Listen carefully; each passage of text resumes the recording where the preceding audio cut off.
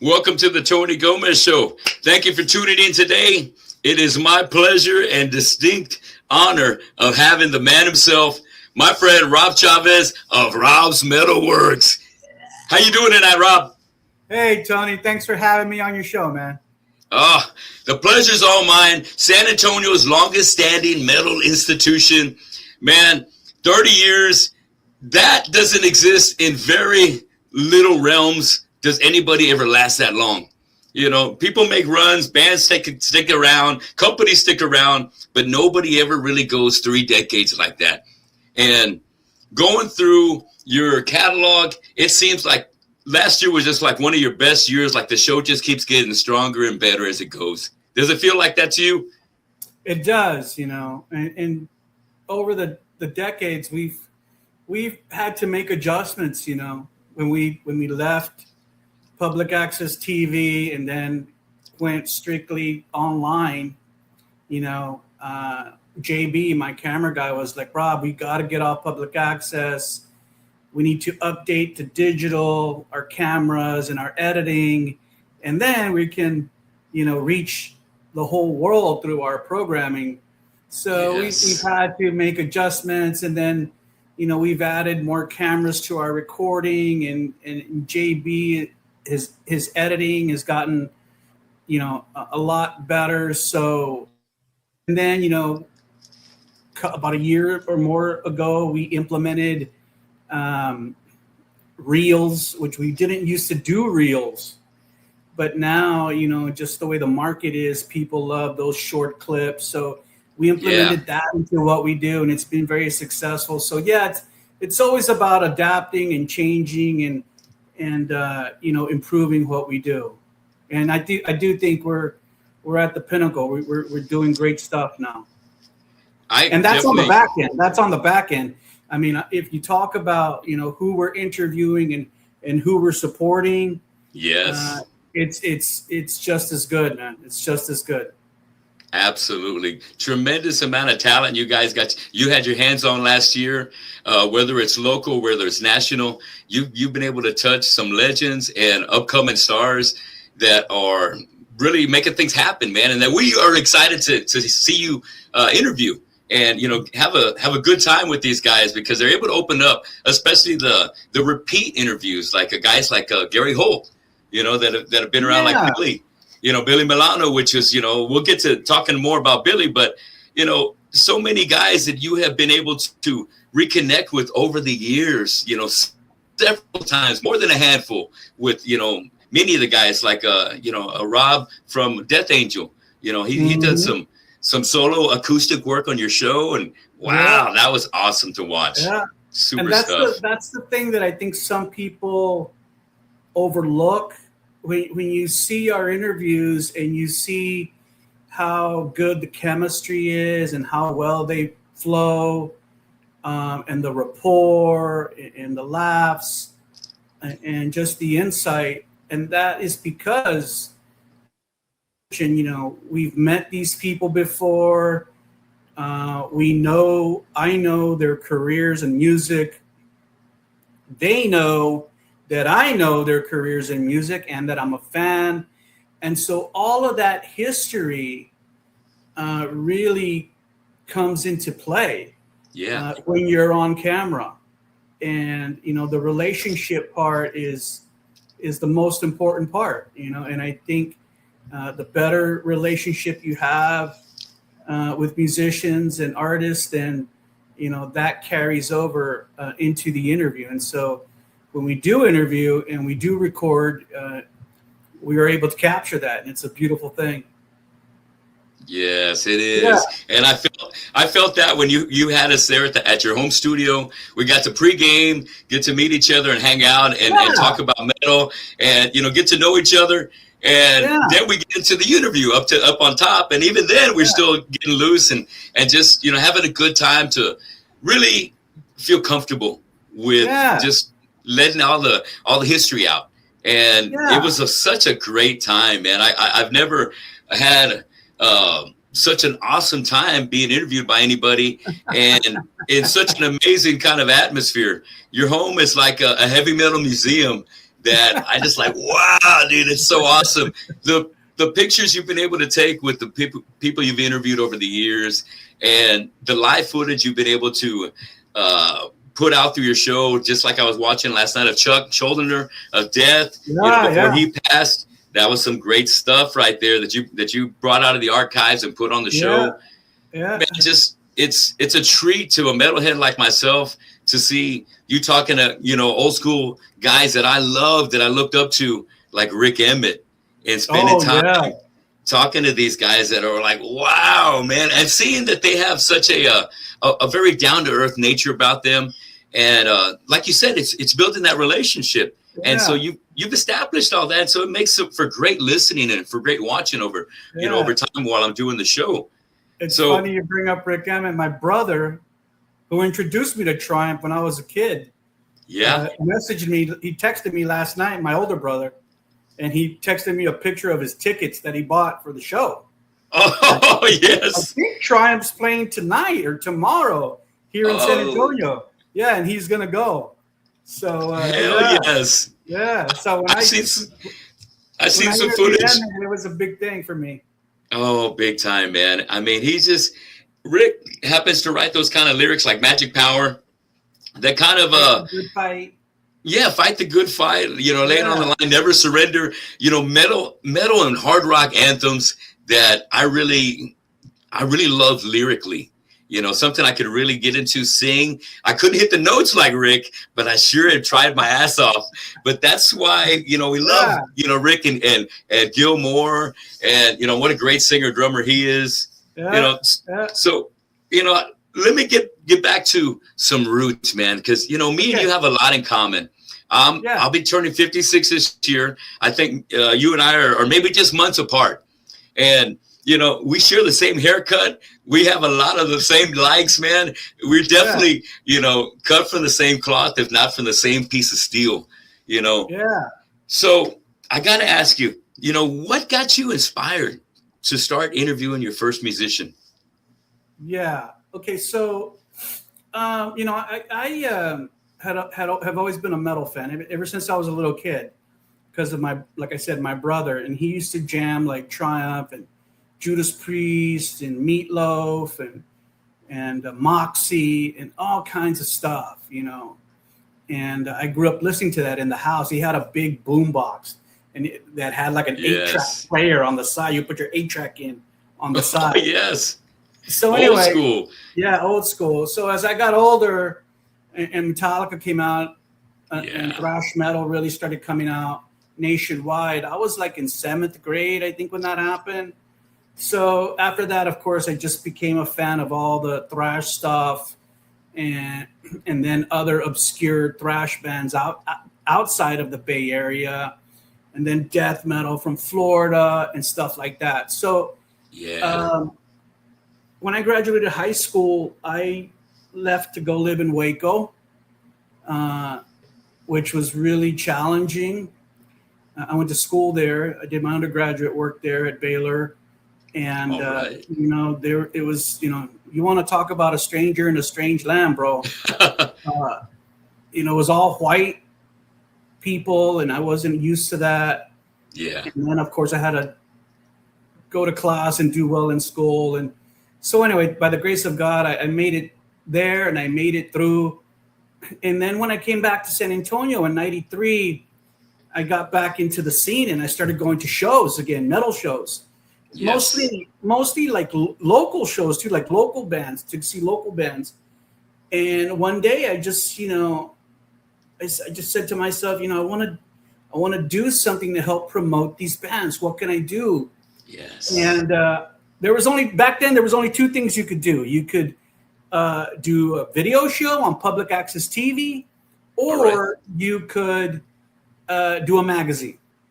All right. Yeah. Publication, right? Yeah. So I said, I want to do a video show. And I remember my dad had this old VHS video camera in the closet. And I asked my dad if I could have it. He said, yeah, you can have it. So that's how it all started. And so I started going to shows and videotaping. At first I was just videotaping live shows. Yeah. And this is the thing, like I started working on Rob's in 96. Okay, that's when the idea came to mind, the name came to mind. And I started doing interviews in late 96. But the first episode of Rob's didn't air on public access TV until 97 because I had to build up my archive. I got it. Okay. Yeah, and the reason I had to do that was because when I approached the cable people and said, "Hey, I want to do this show," back then it was called Paragon Cable, and public access was on Channel 20. And the Paragon Cable guy said, "Okay, yeah, we like your idea. We think it'll work." He goes, "This is the contract, though. This is what you got to do." And part of the contract was I had to submit 4 episodes in advance. Tony. I see you. I can still hear. Okay. I got you. So you had to submit 4 episodes in advance before they would start running your show. Yeah. Yeah. And so by the time that first year was over in 96, I had accumulated a bunch of video and I said, I'm ready. And back then it was really cool. They had like these editing booths where you could go. So I would go there and take my tapes, and they had these huge industrial VHS, VCRs, and they had 2 monitors and a mixing board, and I could edit my show. Killer. Yeah. So that's how it all just started, dude. Just because of the love and the passion and wanting to support, local San Antonio metal. And just because I was a fan of it, I never expected to get anything out of it. But what started happening is that Rob started building this huge underground following. And once people started, watching the show, because back then, of course, you couldn't go to YouTube, you couldn't go to Facebook. And even the internet was barely in its infancy. You couldn't even put video on the internet at that time. So if you wanted to learn about bands or metal, you had to tune into Rob's. Yeah. And then, of course, as a marketing major, I was always with the people that worked with me throughout the years. I've always been very high about, look, we need to promote what we're doing, who we're working with, where we're going to be, what bands we're going to interview, and what's going to come up on the show. Because I would tell my guys, I said, look, we could interview James Hetfield from Metallica, but if nobody watches it, what the hell did we do it for? Right? Right. Yeah. So when we would go out to shows, like to interview bands or whatever, or we would always pass out flyers back in the day, paper flyers. Cool. Check out the show, and people would loved it, and were like happy to have a schedule because they knew what was coming on. Yeah. And another strategy that I used to help us gain momentum in the early days was I would never show reruns on the show. For the first 7 years of Rob's MetalWorks, I never showed a rerun. Never. Kick ass. Always new content. Yeah, always new content. So, and by after a few years in, we were already interviewing like big bands. So I remember one time some guy asked me, he's like, Rob, when are you going to show that interview with Zakk Wylde again, man? I missed it or something, blah, blah. And I said, I'm sorry, bro. You missed it. It's done. You're never going to see it. I said, tell your wife or your girlfriend to fucking record it. Yes, record the show. Sometimes that would have dudes tell me, yeah, man, I wasn't able to watch it, but my girlfriend recorded it for me. So I'm going to watch it. Great. Thank God for the DVR.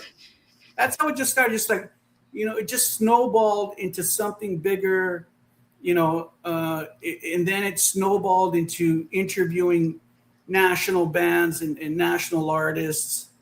And then it snowballed into, the digital age. And, I would have never guessed that we would be 30 years in and the whole scenery of music and the whole way that we reach our audience has changed. Now there's dozens and dozens of Rob's MetalWorks out there. It's crazy. It is crazy, man. It's taken off. A lot of people like myself have want to come out and do their own show and talk to the bands, and I'm doing it for the same reason. I love these guys that I interview. It's not by chance that they get on here. It's because I really give a shit, and I really want them to have something going on. Give me a new single, a new video, a new album. I want to have some new stuff to share, so that way we can make a big deal out of it, because you guys are worth it, and it brings me joy to be able to build these relationships and meet these young guys, as well as my guys that are my age still doing it. And that in itself is a reward, and it pays. If it's so fulfilling, right? Right. Yeah. There's a lot of regional bands who they want to be on Rob's, and like I said, like sometimes, seasoned musicians, they don't always stay with the same band or might do something new. But nonetheless, they're at a certain level with their writing and their music, and they're producing good stuff. For example, tomorrow night, I'm going to interview here in the studio this one-man band. They're called Temple of Ahriman. And the guy says, Rob, I don't know if you remember me, but I used to be in this band and this band, and I have my own project now. He goes, I'm going to send you my record, blah, blah, maybe if you like it, we can interview. I said, okay, send it over. And I fucking loved it, bro. It's wonderful black metal. Wonderful. So I put him on the schedule. And then on the other hand, there are some young cats who, want to be on Rob's, and they're not quite there yet musically, mature wise. They're still developing. And I always thank those bands, and I tell them, hey man, just keep working, keep working and develop yourself, and keep me posted on what you're doing, But there is now there is a certain level of I think musicianship and professionalism that I expect from bands that I'm going to put on Rob's. If I'm going to invest my time and energy, and I need to like your music too, So I'm going to like it when it's ripe and ready. Absolutely. And that just makes for a better show. So when the time's right, you get on, man, we're going to have a great time. That's why I felt like when we got there with Annihilator, I'm like, hey, we're doing good now, right? We're getting the word out there. Death is Calling is finally, getting around. And so it was very much very exciting to be able to get on your show, Rob, because I know I've been working at it. And since I got into this realm of doing podcasting and interviewing, I was introduced to your world. And that's when I was like, wow, this guy's really, he's a real deal, man. I'm only four years deep, 30 years. I just like, wow. And I've had such a blast in these, 4 years doing it. The people I've been able to meet has been a great thing. So I can only imagine how rich your history is, and how your soul is filled with such great relationships with these amazing, talented musicians you've met over the 3 decades. Yeah. So, thinking about that, let's take it back a little bit more. And I want to know, what's your childhood? What was your favorite childhood band? Oh, man. It would have to, I would say Judas Priest. Oh, yes. Yeah. There's a particular record too. And I posted about this not too long ago, because they were selling a t-shirt for, I think this record came out in 78. It's called Stained Class. Yeah. Yeah. Yep. And my brother used to play that record like over and over again in our house, and I just fucking loved it to death. Does it have Beyond the Realms of Death on it? Huh? Does that have the track Beyond the Realms of Death? Yeah. I thought so. Yeah, we cover that in one of my cover bands, Fistful of Metal, dude. That's such a great jam. Oh yes, it sticks with you, man. Stained Class. Stained Class. I still listen to that record, and in fact, the other day I was on Facebook, and some company was selling T-shirts, I think, and they had a Stained Class T-shirt, but it was like modern. Yeah. It was a modern version of the cover, and so I bought my brother and I a shirt. That kicks ass. Yes, bro. Hell, keeping it in the family like that. I do that with my brother. I got a younger brother, and whenever I buy like a Headbangers Ball T-shirt, I bought one for him. You know, I just want to keep the spirit alive, man. It's a great thing that we have that music bond, and it's very special and endearing. So let me ask you, what was the first concert you went to? First concert I ever went to, like a really big concert. Yeah.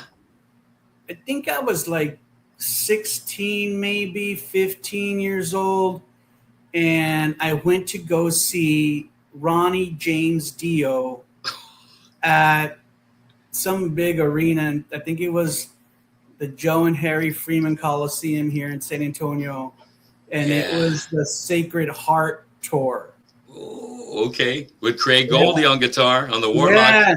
And then the fucking dragon would come out. Yeah. Fuck yeah, dude. Yeah, and he had like the holograms. Yeah, right? The lighting. Yes, man. Yeah.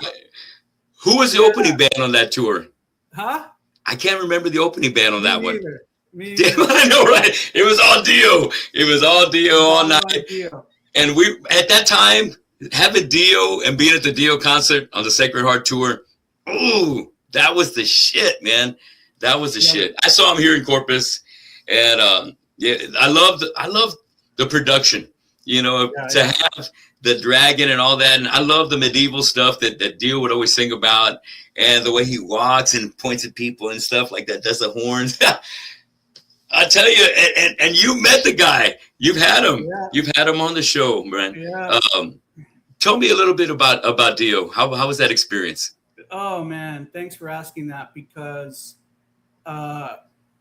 interviewing Ronnie James Dio, and that was in 2000 at the Sunken Gardens Theater here in San Antonio.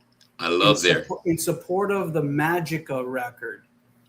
And what was kind of cool on that tour, that he brought Craig Goldie back into the band. All right. And if you look on YouTube, there's some live footage I videotaped from that show. That's on YouTube, and it's actually pretty good fucking footage. Oh, hell yes. I was on the stage. I was on the stage, but on the side. Yeah. And I was videotaping, and it's actually really good footage. It sounds good. And I also got some really cool crowd shots. It was a huge show, like sold out, bro. Sold out. Ooh. And anyway, we get to the venue, and at the Sunken Gardens, it's like a little castle on the side of the stage, which is where they have like all the green rooms and stuff. Yeah. And so the tour manager gets us, and he takes us into one of the little rooms, and it's a small room, bro. It's pretty small, and one wall in that room is a mirror, and so we have two seats, and my camera guy is in there. We didn't even have a photographer. It was just me and my camera guy, and then the door opens, and he fucking walks in. And he was this very petite man. He was very small and thin. And he comes in, and he says hello, and you shake his hand. He shakes my camera guy's hand. He says, "I'm Ronnie." I said, "I know." Yes. Yeah. I said, "I'm Rob. I'm Rob." So we sit down, and we're doing the interview. And there were some things I noticed right off the bat, and when you think about Ronnie James Dio, you're like, this dude is a fucking legend, bro. Yes. He's a legend, bro. Like the highest caliber of legend metal, right? Yeah. So, you never, when you meet famous guys like that, I can tell you from experience, you kind of never really know what you're going to get, what kind of personality they are behind the camera. Yeah. When the camera's off, personally, the vibe you get from them. And let me tell you this, with Ronnie James Dio, if anybody could be an asshole to you and get away with it, it's Ronnie James Dio, right? Because he's so big. But he was the nicest guy. He was the most cordial guy. He was the most professional guy. And during the interview, he was so into it, bro. Like, he was into the interview. He was listening to what I was saying. And when he would respond to me, he was looking at me, talking directly to me. So he was all into the interview. And then secondly, one of the things I noticed too, and it happened like a few times in the interview, maybe like 3 or 4 times, he called me by my name during the interview. He would say something like, well, let me tell you, Rob, blah, blah, blah, blah. Oh, yeah. And, you know, that actually is a technique that people use to help garnish some type of connection with whoever you're speaking with. Yeah. So, yeah, dude, he was great. He didn't rush us either. You know, like the tour manager didn't rush us. When we were done, we were done. And it's a beautiful thing. It's a beautiful thing. And yeah. Afterwards, he just walked out. He said goodbye and walked out. It was wonderful. Absolutely. Wow. You know, there's some metal icons I got up on my wall, and you can't see it, but I've got my Dio poster right up there for the Holy Diver Tour. And I don't want to mess with the camera, but I love you, Dio. Rest in peace. I'm so glad you were able to get that interview, to spend some time with that metal legend, that icon, who is one of the best voices out there that metal's ever had. And from what I've always heard from experiences, just like the ones you shared with me today, one of the best kind of people, down to earth, that you'll ever meet. And the way he was in there, sincerely, one-on-one with you, right there, not distracted by anything else, but just had his 100% attention on the interview, just kind of goes to show the quality of such a absolute great human being that Ronnie is. Great human being, bro. Great human being. And, you know, I've met people who are on the opposite of the spectrum too. That happens too. Yes. Not all of that. Let me tell you really quick. Another person that's in the really good realm, like Ronnie James Dio, who's also very famous, is Mark Tremonti. Oh, hell yeah. There's another big heavy hitter. Man, I tell you, I love me some, whether it's Alter Bridge or whether it's Creed, you know, I've loved what he's been able to do. Even Tremonti, you know, he is just an amazing musician, bro. Whatever he does, he kicks ass. Later on, if you want me to tell you a story about his good nature, I will. Share it with me real quick while we're on the topic. Right now? Yeah, give it to me. Okay, so, you know, throughout our career, our 30-year career, there was only a short time that I stopped doing the show. It was maybe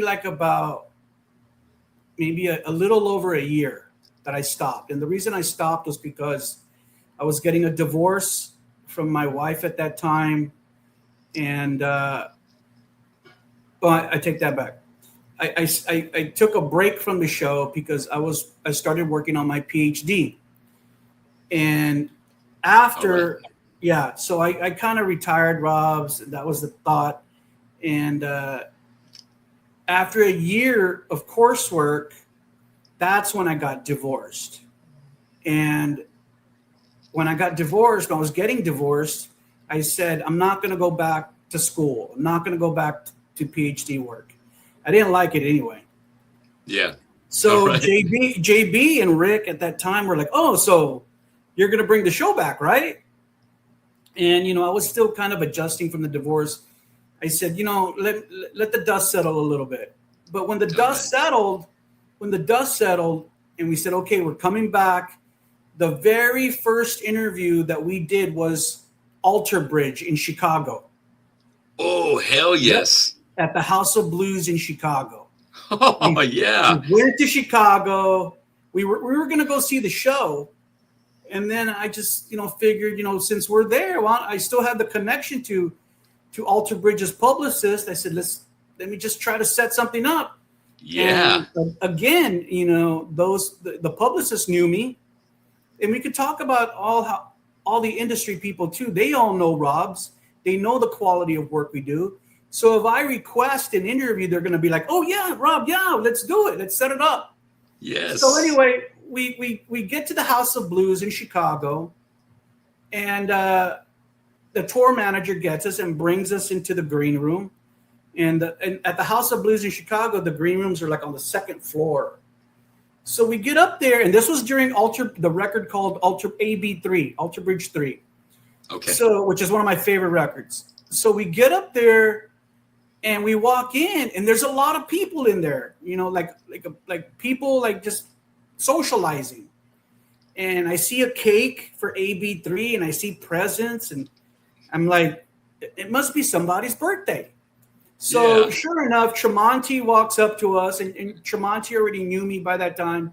And he says, "Hey Rob, what's up?" And I said, "What's going on?" He goes, "Oh, it's my birthday." He goes, "And I have family in Chicago, and they're here, for the show and to celebrate." I'm like, "Oh, cool, man, cool." So anyway, we weren't starting the interview yet. We were just talking. So imagine us in a room with a lot of people, and it's just me and Tremonti. We're just talking one-on-one. And then he says, "Rob, hold on for a second. I'll be right back." I said, "Okay."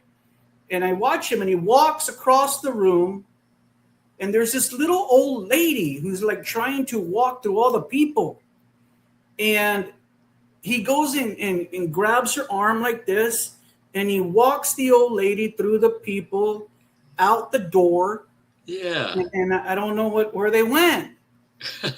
And then a few minutes later, here he comes in with the old lady on his arm back into the room. He walks her back to where she came from. And then he kind of like jogs back to where I'm at. And he goes, "Okay, let's continue." Uh-huh. And I said to him, "Who is that?" He goes, "Oh, that's my auntie." Just like that, my auntie. Yes. Yeah. And he goes, "Yeah, she came to the show, and I just wanted to make sure she got to where she needed to be safely." Oh, hell. Yeah. Oh, it's a good boy. Oh, good nephew.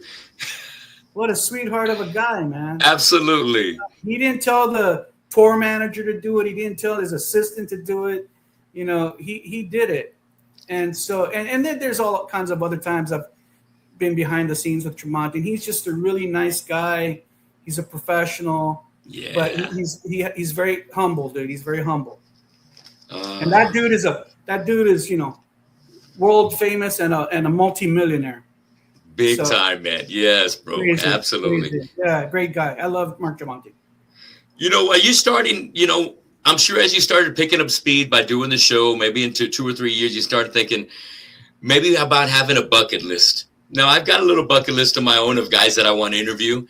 Have you, or did you create a bucket list, or even if it's a metal bucket list, and have you been able to knock a few off of that list? I have knocked the majority off.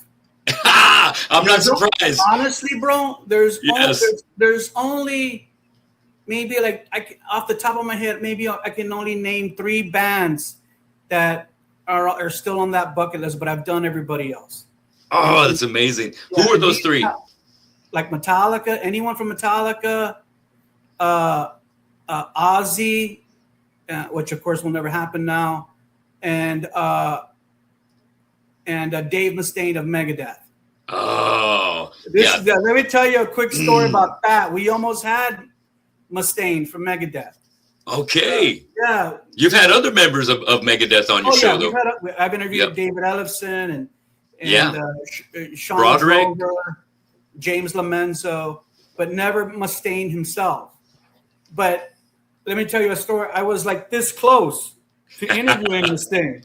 Let me tell you what happened real quick. Yes. Megadeth was playing a show at the Verizon Wireless here in San Antonio.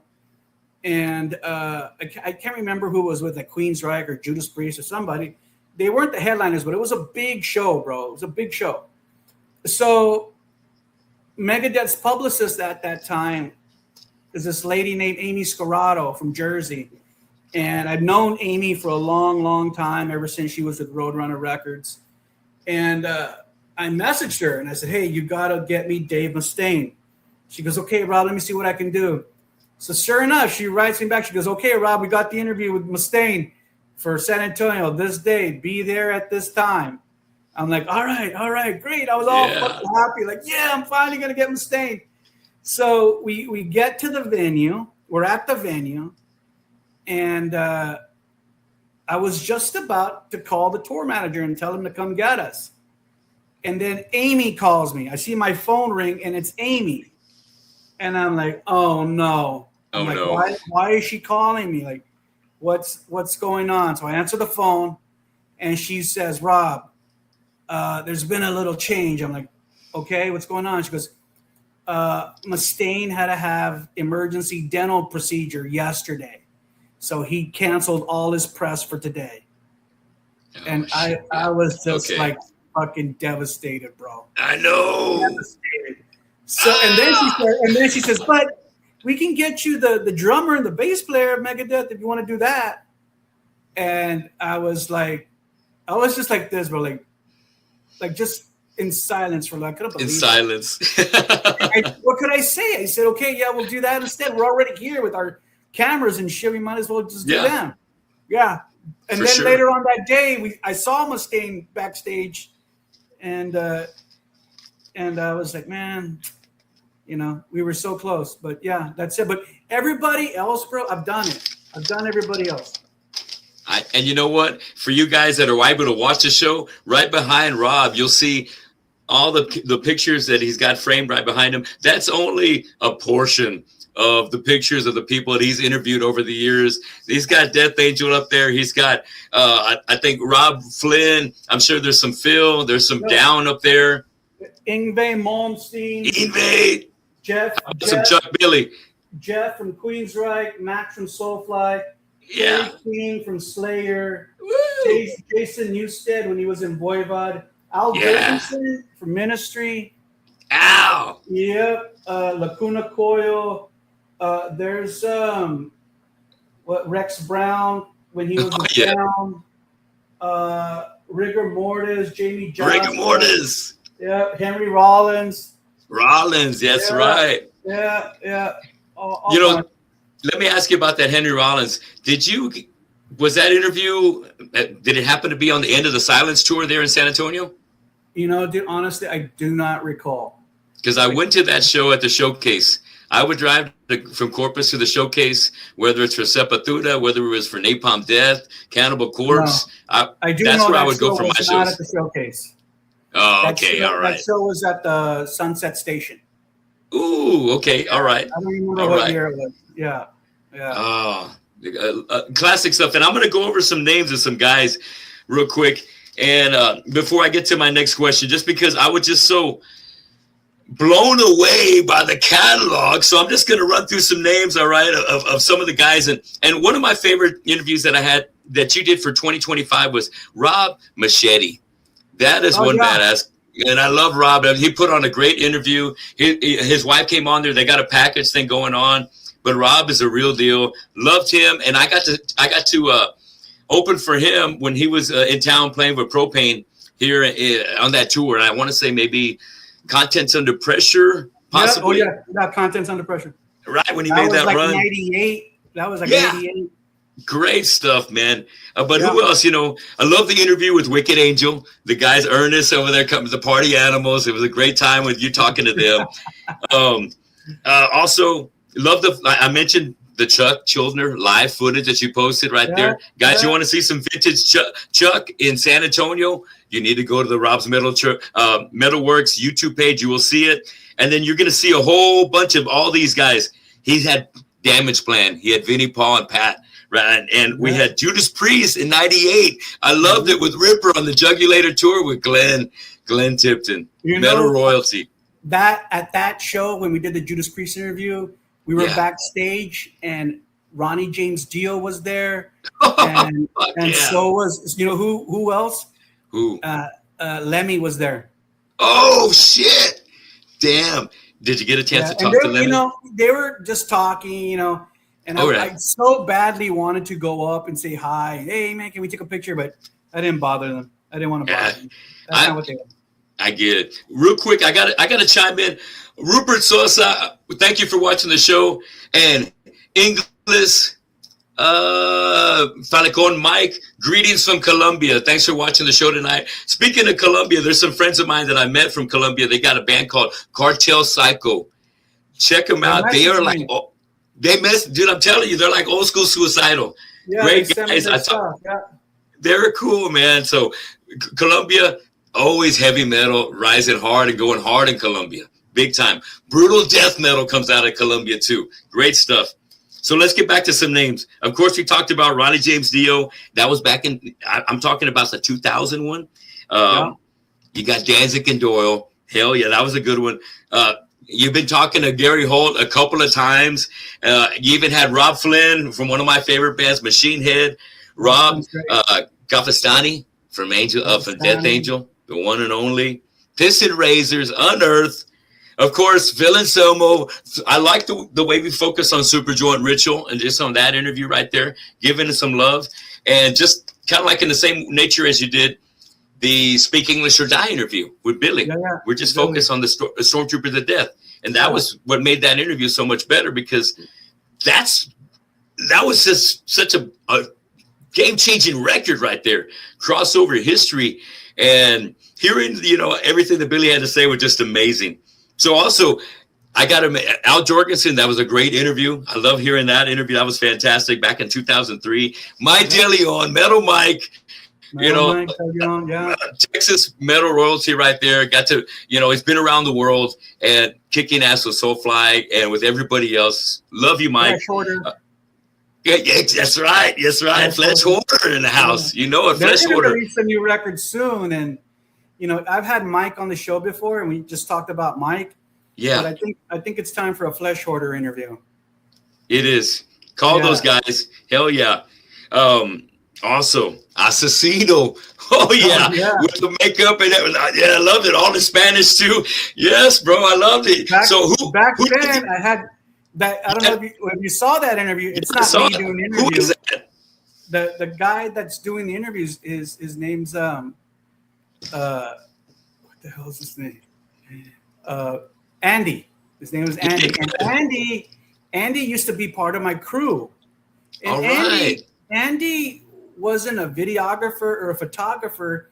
He was kind of like the rover guy. Like, he would do all the stuff that we needed done. Like, let's pack up our gear, or go get the gear, or do this or do that. And he was really good, and he loved Rob's MetalWorks. And when we were offered the Asesino interview, the publicist told me, "Yeah, you got to do it in Spanish. Can you do it in Spanish?" That's right. And I'm like, I don't think I could do an interview in Spanish. And I know what you mean. Andy is that's his first language was Spanish. So I said, Andy, and Andy had never done an interview before. So I said, Andy, you got to do this interview. And so, I trained him for a little bit. I gave him pointers, and, he'd been around me so much that he kind of knew exactly what needed to be done. And he pulled it off. He sure did, man. Yeah. Hell yeah. Dino Casares, man. Yeah. Fuck yeah. You had him on the show. And what's the other guy, the bass player? Tony Campos. Yes. And then also Miguel, drummer. Yeah. Also from Sadistic Intent. Oh, yeah. Oh, love me some Asesino. And then let's also talk about Brian Eckerman. I went down the Brian Eckerman, the rabbit hole, because I think I saw the most recent interview with him. And then I started going through the catalog, and you named it, man. He has so many bands, and he's good. He's guy amazing. Is good. He's amazing, bro. No wonder he's made it on the show so many times, because it's quality. It's quality stuff, man. It's amazing. For me not to interview him would be a disservice to our scene. Exactly. Yep. So big props to Brian Eckerman. Keep it going, man. I loved it. Also, Tommy Victor, Prong. Love some fucking Prong. Yes, Tommy very Victor, fucking someone cool. We're almost like friends. I know him very, very well. Oh, he's been here to my house many times. Oh shit! Yeah, and I've actually seen him change. I knew him back in the 2008 around there, to early 2000s, and Yeah. he used to drink, and when he would drink, he would kind of get like rowdy, bro. And yeah, and I saw that firsthand a few times, and I don't know if you know this or not, but he's been sober now for a while. Oh, I didn't know that. Okay, He good for him. He quit doing, whatever he was doing, quit drinking, and he cleaned up, and he had a baby like very late in life, already like in his 50s. He had a baby with his wife. Yeah. And so he just turned his whole life around, bro. It's good crazy. to hear. Yeah, good. That's a success story right there. I'm glad he has made some positive changes right there, and he's going to be a good dad, and that's how he's going to live, to be able to see his kid have a great future. And speaking of, you got a kid that just graduated, right? Or just he's had some kids that graduated. He's a professor. Is that right? Yeah, my son's working on his PhD right now. Is that Joshua? Cruz.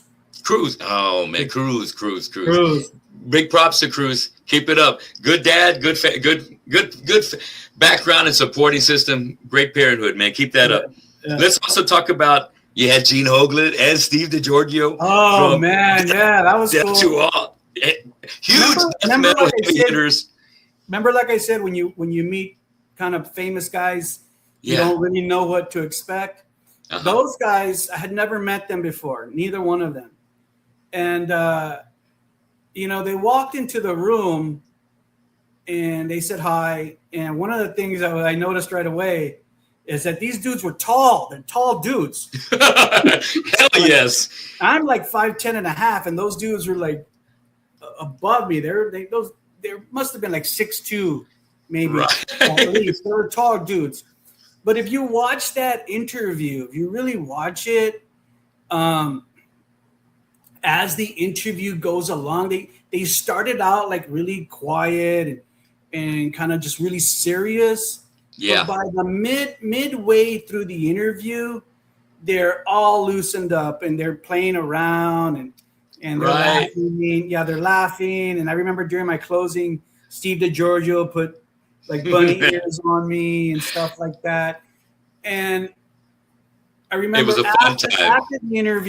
After the interview, sometimes what I do, because JB will send me some photos right away for me to post.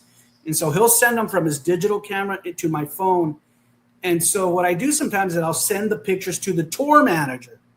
And I'll say, thank you, so-and-so tour manager. We did a great interview. Well, I did that day, and the tour manager wrote me back, and he said, Gene and Steve said that it was a good one. Yeah. Hell yeah. Those guys have been around, so getting some nice props like that, it's no surprise because hey, man, you've been around longer than many other guys that have been able to interview these cats. I did my homework for that one. I did my homework for all of them, but it's especially for that one, I was like, because their history is so long. Yeah. I was ready.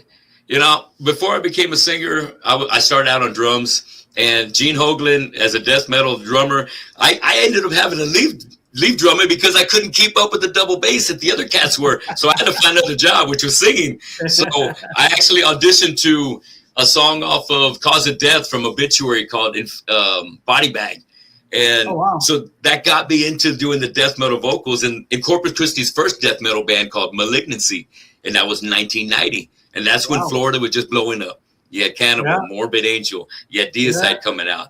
And that's when we fell in love with it. It was like the next stage of Slayer. These bands are coming a little harder than everything else. Right. But I needed to find another place, so I left the drums behind. But it was guys like Gene Hoglan that had already had Dark Angel Lee Scars, and you hear the double bass on that, you're like, God damn.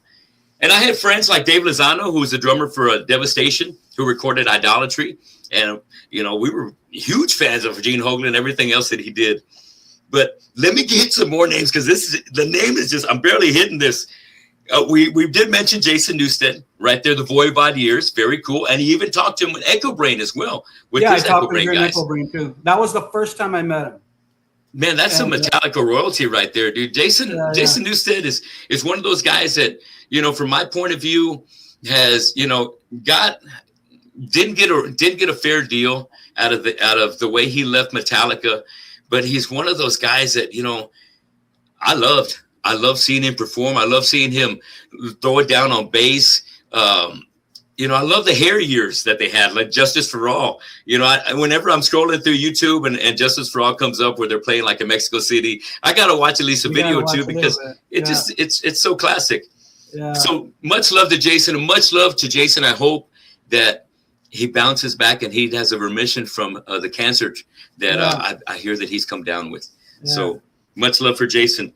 Also, Violent Practice, Joseph Briones and Hector Tamales, homegrown right there, dude. Yeah, so love some Violent Practice. And, you know, our paths kind of crossed, well, not paths, but the interviews that we've done over the past, you know, maybe my past 4 years have kind of been with some of the same artists, like Marcus Leal from Shattered Sun, and also with this time that he spent with El Nino. You got to interview those guys and get the live footage also from El Nino on that tour as well. Yeah. Also, we've done Relent. Love Miggy Sanchez, Relent, man. Oh, what a big heart. And I love his Christian faith and the way he sings his ass off. That guy has got a hell of a presence. Love me some Miggy. And big shout out to Sal Dominguez, who also shares El Nino credit, Relent, and also began Upon a Burning Body, who you've had on the show too. Those boys are on there too. Yeah. I got a show coming up with those guys next Friday. They're going to be doing a benefit here in Corpus. So shout out to them. You had Mark Rizzo. Mark Rizzo. Yes, dude. Rizzo was super cool. Rizzo's great. Yes. He does so much. He's such a busybody, bro. He's always staying busy. I love seeing his live footage with whatever band he's jamming with on the weekend. He just gets working, man. Who else I got here? Confused, Al DeBadio. You got some Confused love going on there, man. I love how Al was jumping in there with Louis Idol and going all over the fucking world and touring with these guys. Big shout out to them. But how about Lou from Sick of It All? Oh, that's a good one too. Old school too. I think 99. That's like, you know, the grassroots of the show right there. What album was that? Believe it or not, that show, that was at the White Rabbit. It was Sick of It All. And opening up for Sick of It All was AFI. Oh, fuck. They're opening up for them. All right. Yes. Who you've had on the show too as well. Yeah. Interviewed. And we interviewed them that day. And that was before like AFI, like that record, that tour was the Art of Drowning tour. And then it was after that record is like when they blew up. Yeah. When they totally blew up. So yeah, we did them, and then we interviewed the guys from Pete, and then the bass player Craig from Sick of It All. I'm sorry, Lou and Craig on the bus, and we did a great interview. Yeah. Shout out to Lou, man. He beat that cancer too, man. Cancer's hitting some of our heavy hitters out there, man. I hope so, bro. He posted a video not too long ago, and he didn't look too good. So I've kept him in my prayers. Absolutely. Metal community, please keep Lou Sick of It All in your prayers. Also, Scott Stapp, more Creed love right there. That was a good one, dude. He's still banging it. Yeah. This comeback tour, they came back harder and heavier than ever, man. I tell you, the band sounds great. They were selling out everywhere. So fantastic interview right there. Also, another lifer, Jason McMaster. Oh, wow. Yeah. You've had some good Jason interviews on there. Throughout a career. Yes. Fuck yeah. How about Jeff Tate? Like you mentioned the picture in the back. Jeff Tate. Oh, man. You know, as a singer, as a metalhead, Queen of the Reich, when you heard that when you were a kid, it was like, wow, listen to that shit. Lady Wore Black. Yes. Woo. Yeah. And then you go on to the Warning album and you hear like Take Hold of the Flame. Yeah. Great stuff, man. So also, what else we got on here? Max, dude, from more. You know, he's our James Hetfield, bro. You know what I mean? In most of the heavier community, that's Hetfield to us, man. And Max has been good people. I've had a chance to just kind of meet him as he goes from the bus to the stage, and super cool guy, super cool. And I used to interview him every year when they would come to San Antonio, and then that all stopped after the pandemic. Okay. They didn't want to do any in-person stuff anymore. All right. Yeah. You know who also I enjoyed was your interview with God Forbid, one of my favorite metalcore bands. Oh, man, I God love Forbid. God Forbid. Shit, Yeah, I Byron's used to love vocals. them back in the day. The Coil dual brothers. guitars, and how those guys sing, the brothers, Yeah. the Coil brothers, right? Coil brothers. Yeah, Coil. Dallas and Doc. Yeah, that's right, Dallas and Doc, Yeah. and Doc's got a great podcast too. The X-Men. X-Men, that's right. Yeah. I love comics too, so I knew X-Men was the tip of my tongue. How about Dave McClain? Love me some Dave McClain, dude. Yes. Dave McClain. Oh, one of my favorite drummers. He came to the studio to interview with us. Yeah. And it was really cool. And it was right at the time when I was doing an event. I'm not sure if you've ever heard of this, Tony, but I think it was in 2019. I did an event in association with the UTSA Institute of Texan Cultures.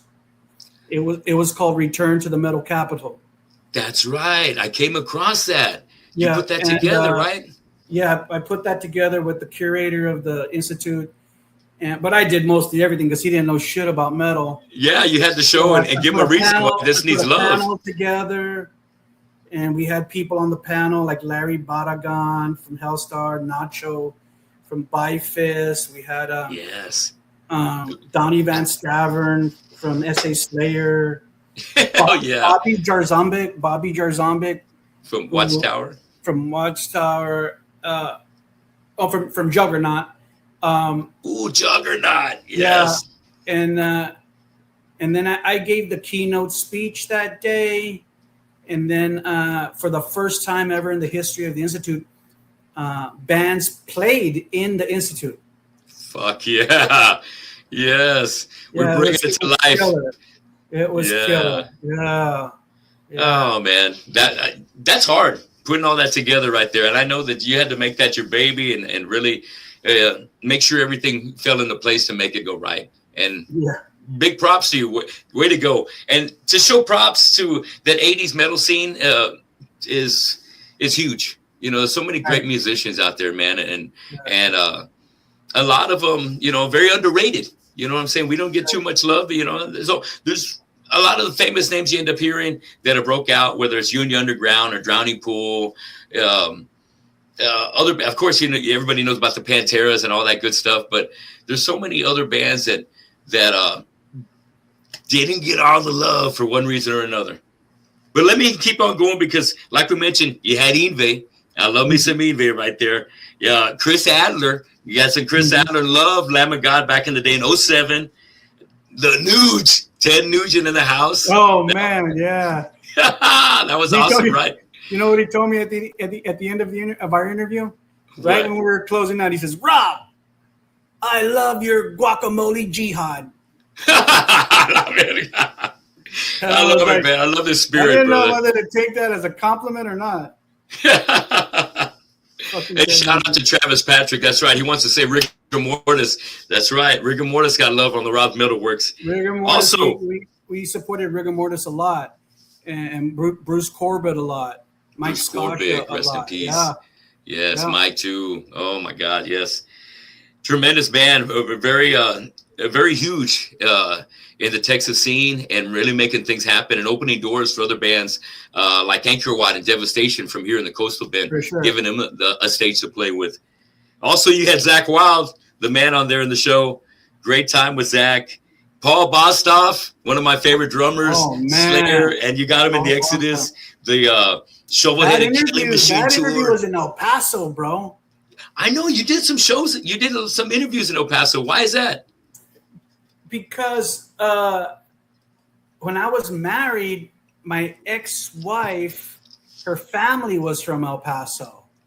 All right. I remember one week that we were there, or one weekend that we're there, Exodus was playing there, and I was like, "Oh fuck, I gotta do something." So we got the interview with Paul Bostoff, and then part of that tour, I remember, was a band that I also really loved a lot, and they're kind of obscure. They're called Crisis. They were signed to Metal. Yeah. Is that from New York? They were from New York. Yeah. Yeah, I know them. Yeah. They were signed to Metal Blade Records, and yeah, they had a song that made it on the radio, Slither. I don't remember, Right. but they used to have this little chick sing for them, and Yeah. she was brutal, bro. She was brutal, and she was, for me, she was like the one who started female extreme vocalists. Like there was nobody before her, you know, who was doing heavy stuff. She was the first. Yeah, she was the first. So it was Exodus, Crisis, and then opening up was a band on Century Media that I also really liked a lot. They were called Watch Them Die. Really cool band. Yeah. Now that chick from Crisis, she had dreads, right? Yeah. Dreads, and she was fucking wild and heavy, unforgettable, man. Yes. Yeah. Let me mention a few more names before we keep going on with the questions. Of course, Gary King. Gary King. Yes. Yeah. Jakey Lee. Love me some Jakey Lee. Yeah. So that was just a few degrees away, like Zakk Wylde from the Ozman himself. Yeah. But that's classic metal royalty, man. I love me some Bark at the Moon, Rock and Roll Rebel. Love all that shit. And then Ultimate Sin. Bam. That's when really, MTV started blowing up. That Shot in the Dark. Got, Headbangers Ball. Were you kicking back every Saturday night watching Headbangers Ball or watching those MTV live concerts, whether it was Scorpions, Ozzy, The Speak of the Devil, or maybe some Maiden? You remember those old? They showed the concerts, the full like 2 hours, and then they would kind of do some Headbangers Ball either before or after or vice versa. Remember those days? Hell yeah, I would watch all that stuff. Man, love it. And no matter who they had throughout the years, the hosts, they ended up finishing off with like Jamie Josta. But going through the years, the way they would kind of the interviewers and the metal bands, there was always kind of some kind of awkwardness. I don't know why, but it provided for good viewing because we just wanted to see our guys. Well, there was nothing really else, Yeah. On a national level, No kidding. That's right. Yeah. There wasn't. So, that was our only way to kind of keep up with other things that are going on in a national level. And one more name that I did mention earlier, Rick Emmett, rock and roll royalty right there. And I hope your brother has a great time at the show. For the both of us right there, and sing some of those classic songs like Magic Power, Hold On, Fight the Good Fight. Lay it on the line. Lay it on the line. Never Surrender. Yeah. The list goes on and on. Yeah. Damn, I love it. Also, I want to mention Eric Peterson and Chuck Billy from Testament. Yes, Eric. I thought I mentioned Chuck, but I didn't mention Eric.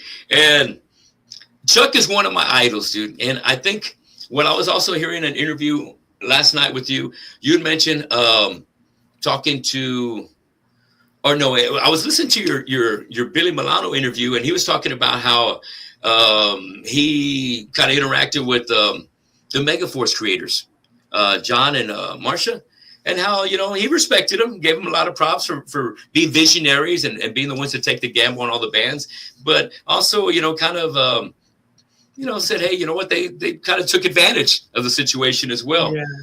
And let me tell you just real, I didn't mean to interrupt you, but the whole Megaforce thing, Megaforce was owned by Johnny and Marcia Zazula. Yeah. Okay. And John Zazula was the one who took Metallica to the East Coast to record Kill 'Em All. Yes. So that's really kind of where he built his foundation. Yeah. And, in the interview, Billy said,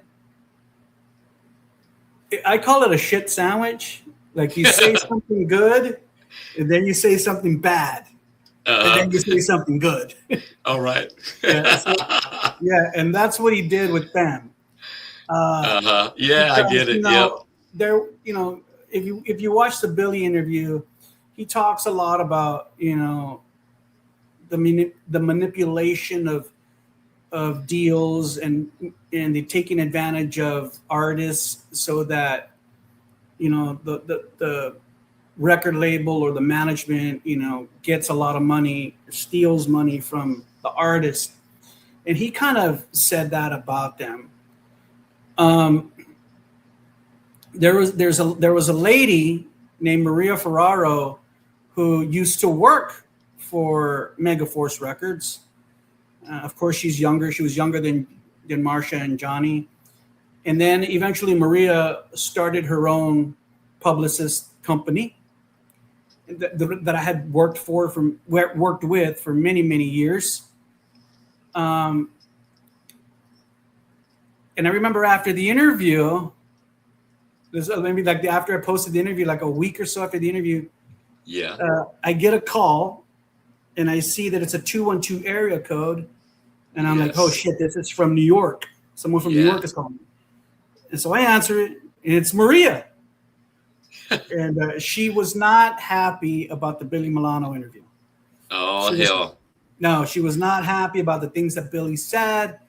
And, you know, she asked, she goes, Rob, you need to take the interview down. And I'm like, come on, Maria, I can't do that. I was going to ask you about this because I remember you mentioning that you got a lot of kickback and people were calling saying, hey, you need to take this off and trying to give you some pressure. Yeah, it was her. And then I got a call from the lady who took over Megaforce.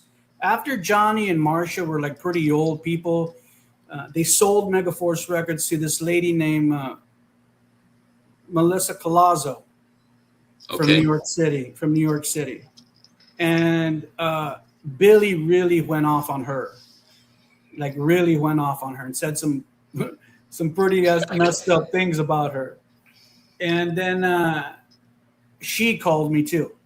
She called. She called. Right. She was really upset because Billy had said some really bad stuff about her. And if you watch, because the YouTube version of the interview, after the whole Missy Colazzo thing, she obviously reported it to YouTube because Billy said something about her, and so they pulled it down. And by the time they pulled it down, it already had like 30,000 views. Yes, so it blew up. So I had to repost it and take out like 14 seconds during the part where Billy said his stuff. I took the 14 seconds out and put it back up on YouTube. But what I was going to say is that if you watch the Facebook version is the original version that has all the stuff that he said in it. Yeah. Oh, shit. Okay, cool. I like that. All right. So if you need it unedited, I want to check that out because I want to hear that. I want to hear that little part right there. But I enjoyed it. Missy Colazzo called and she was saying, I'm going to call the SAPD. I'm going to call the FBI. All kinds of crazy shit. Yeah, crazy. Yeah, oh, man. Terror tactics, right? Come on, man. Hey, well, you know, God bless Billy, man. And I like Billy because what you see is what you get. And he's not going to blow smoke up your ass. And he's just a solid guy, man. So much props to Billy and MOD and United Forces. I'm ready to see some United Forces. That's going to be kick-ass. That's going to be some great stuff. Well, let me ask you, let's get back to the questions now. I want to ask you, looking back over 30 years, man, is there a question that maybe you wish you would have asked a metal icon like maybe Ronnie James or maybe Kerry King that maybe you did?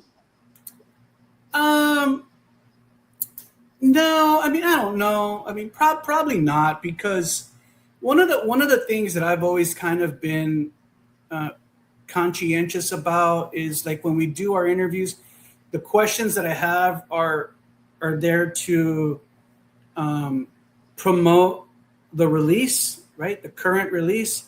I remember that's why publicists that work for these bands, that's why they want you to interview them so that you can promote what the artist has doing out right now. Yeah, whether that's a record or a tour or you know, whatever. So that's always been my primary purpose, you know, to focus on that or to focus on the history of their career, and of course talk about what's going to happen in the future. You know, there's a lot of personal questions I would love to ask, you know, but I don't want to. My fear is that I don't want to, like, you know, spoil the chemistry in the interview, or make it go south right away. Yeah, I get it. I know exactly. And I'll share this. I'm guilty of that. I did that recently. Well, not recently, probably within the last couple of years. I did that recently, and as soon as I did it, I knew I fucked up. I could have saved that question till the end. And it was, I think it was in 24. I interviewed the singer from Black Dahlia Murder. Now, the singer from Black Dahlia Murder now, he used to be the guitar player. Then he became the singer once Trevor, the singer, once Trevor passed away. Yeah, once Trevor passed away. And I remember, like, when we did that interview, I think like the second fucking question I asked was about Trevor dying and how he felt about it. And I could see like he kind of paused for a little bit. Yeah. And it luckily for me though, I was able to recover the interview after that. And by the end of the interview, it was all great. Even after the interview, he was all in a good mood and hanging with us and stuff like that. But yeah, you got to be very, very careful, because if you ask the wrong question, or you talk about something that is obscure, that probably you shouldn't be talking about, it could really damage the interview. Good point. And sometimes when I'm talking to my wife before I get into an interview, she kind of hypes me up a little bit, because I naturally get a little nervous, because this means so much to me to be able to interact and talk to my friends on the show, and having this whole podcast thing is very something that is very precious and dear to me. And so she'll boost me with some courage and tell me, just go for it. It's all right. And then I give her some questions. She goes, don't ask that. Don't ask that.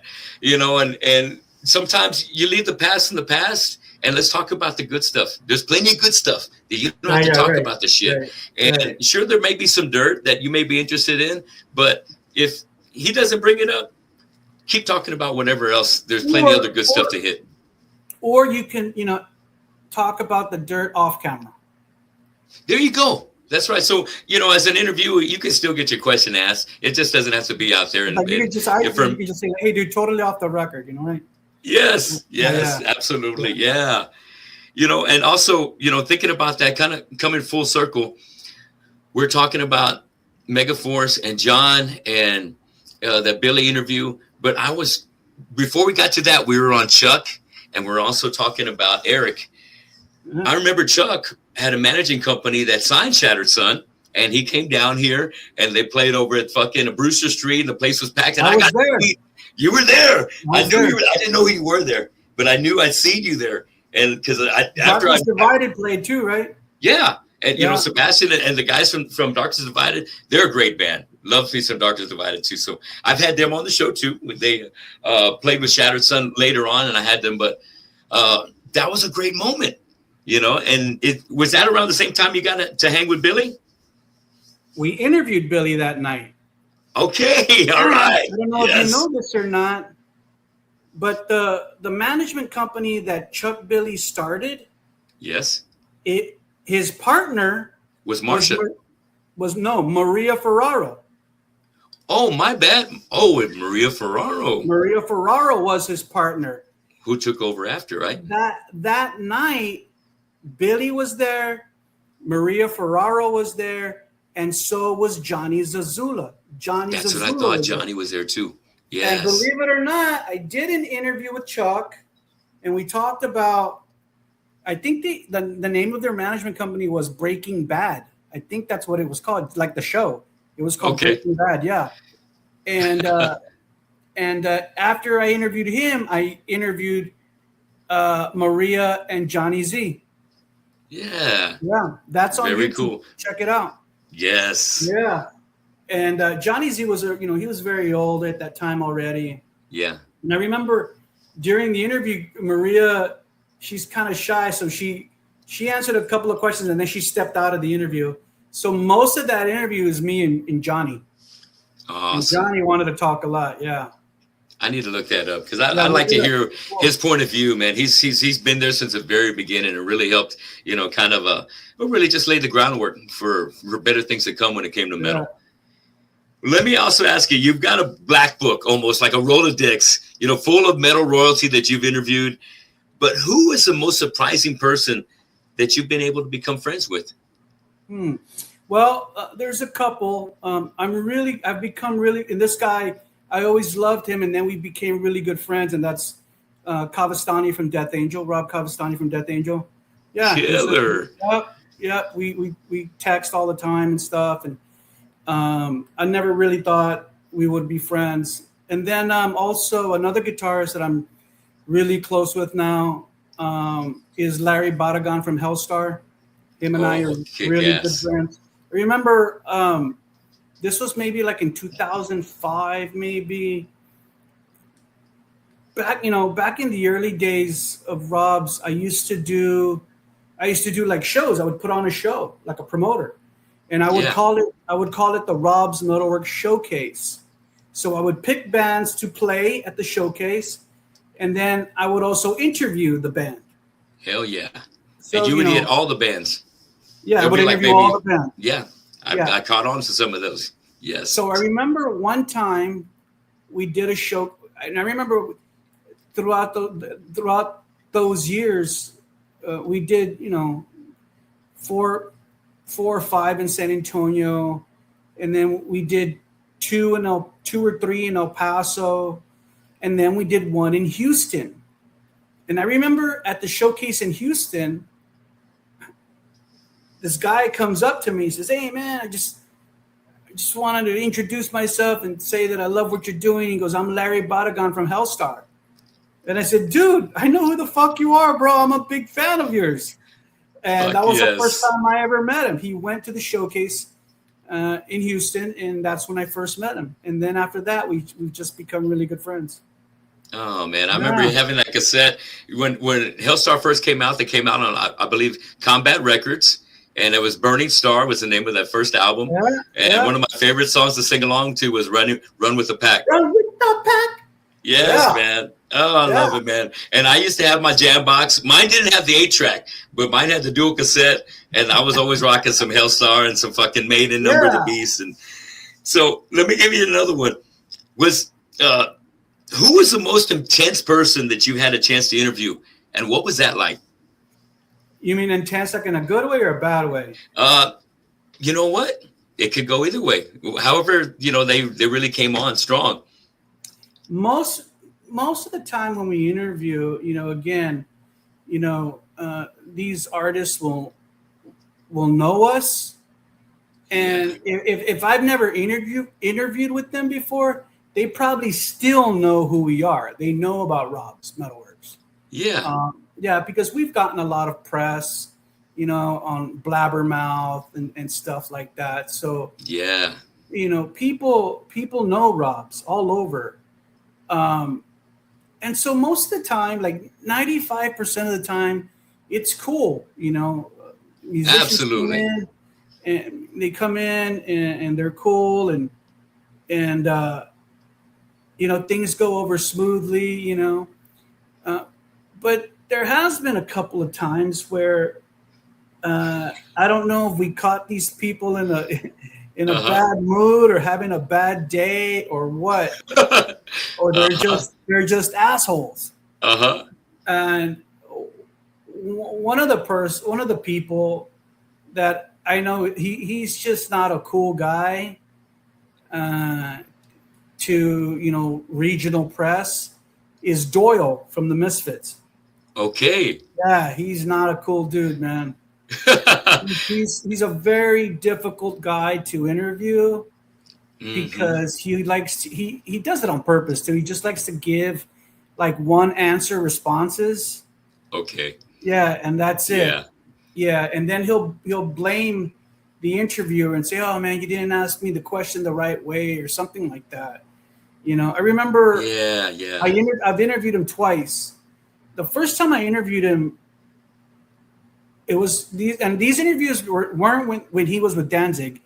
It was when he was doing his solo tour, and we were on the bus and we were sitting like on a table, and he was sitting right across from me, and the interview was going along and it was going south. I could tell really quick.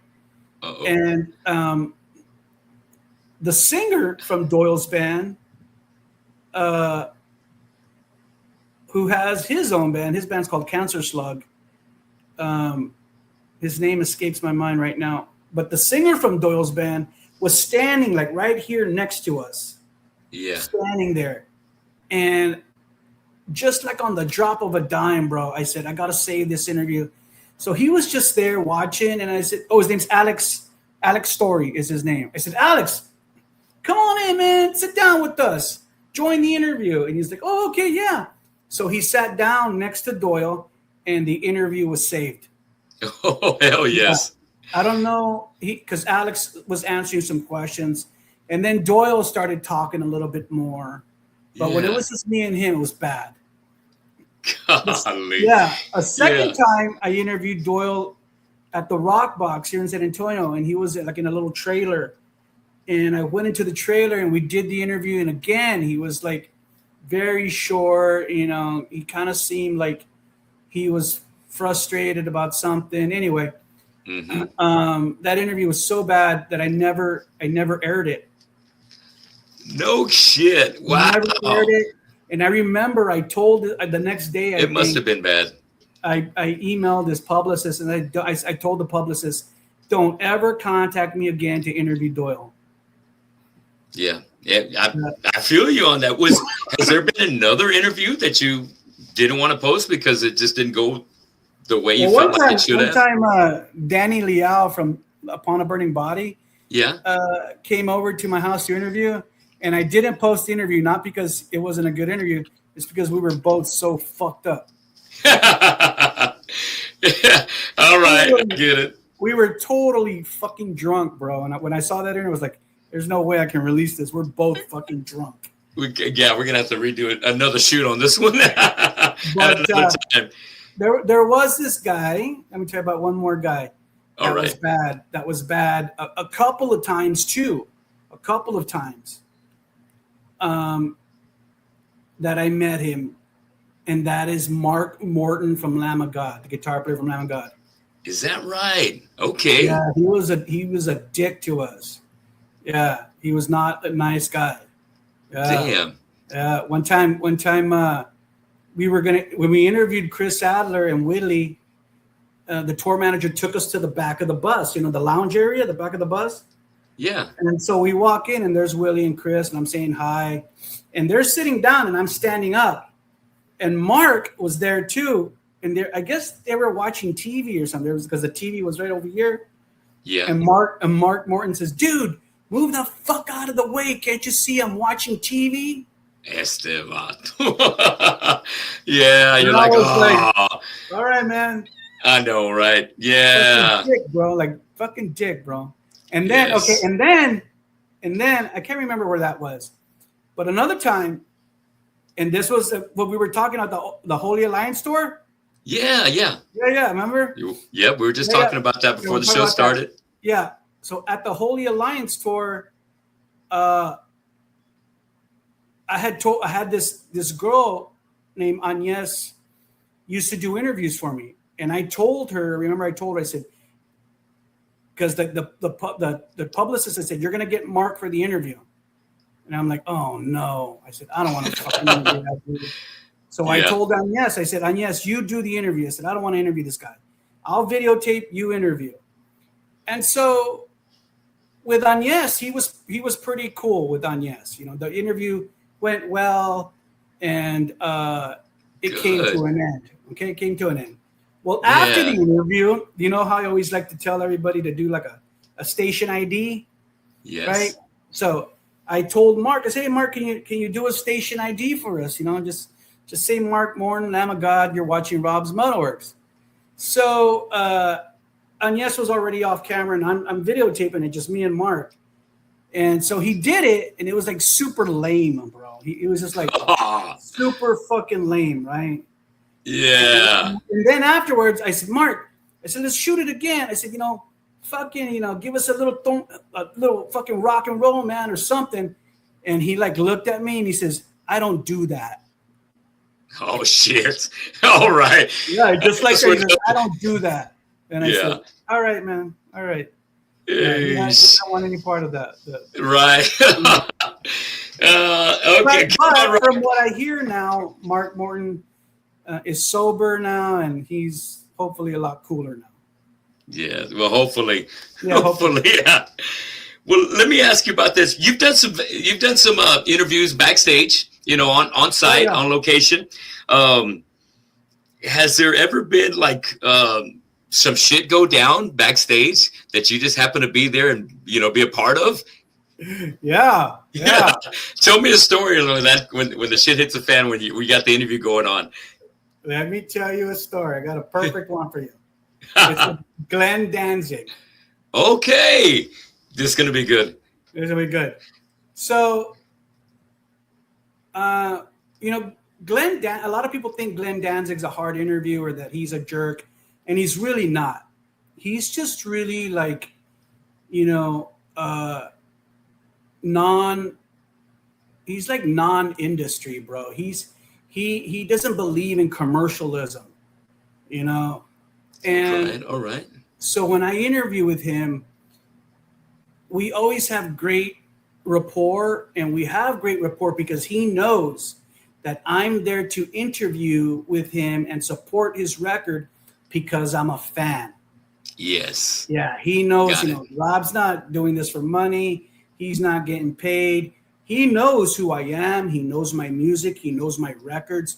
He knows my history, so he gives us a lot of respect. A lot of credibility right there. Yeah. So I remember one time, this is probably like in 2005, maybe 2008.